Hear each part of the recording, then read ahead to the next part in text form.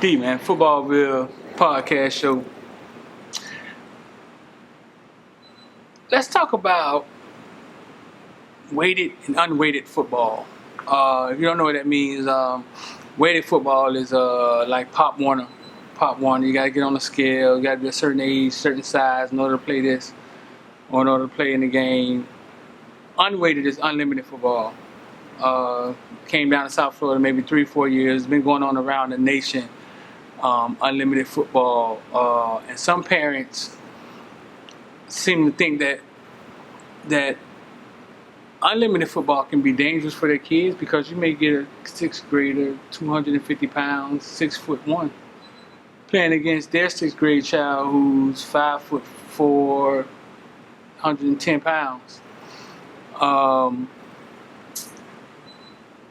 This is my take on weighted, unweighted football, unlimited, unweighted football.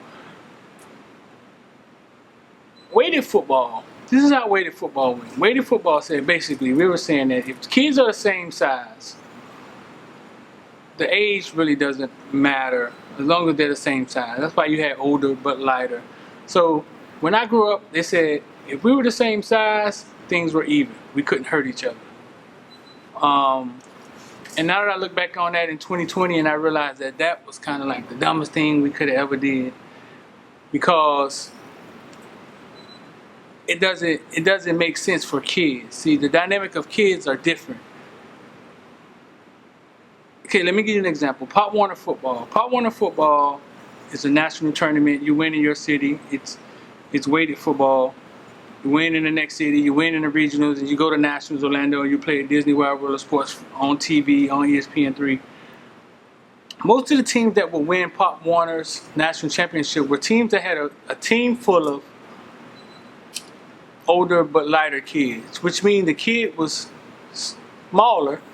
So say if he played 100 pounds, maybe he weighed 85 pounds, but he was older. So maybe he weighed 85 pounds, but he was 13, and the rest of the kids on the field were 11 turning 12, or maybe just turned 12. But because he was smaller, they were saying that, hey, he could play with those kids. He's their size. What the deciding factor was that, well, why is the team with the most older but lighters always winning the national tournament? Because when you're dealing with youth, the advantage is age, not size. I put it as simple as this.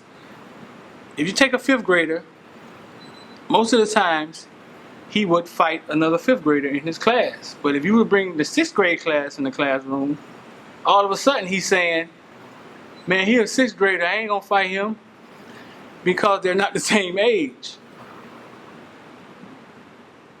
The advantage is age when you're dealing with youth.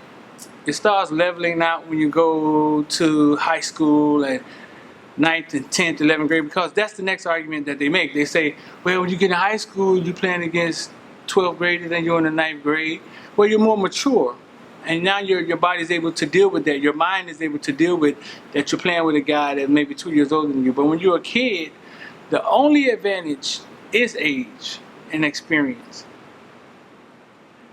So, we go back to that to say this. Even though the kid may be bigger than your child, in unlimited football, just remember, he's your child's age. And he's your child's age, he has your child's mentality. He has your child's mentality. My belief is that kind of evens the playing field. So, no threat letting your kid play unlimited football. Youth football, size doesn't matter as much. That's my take on things.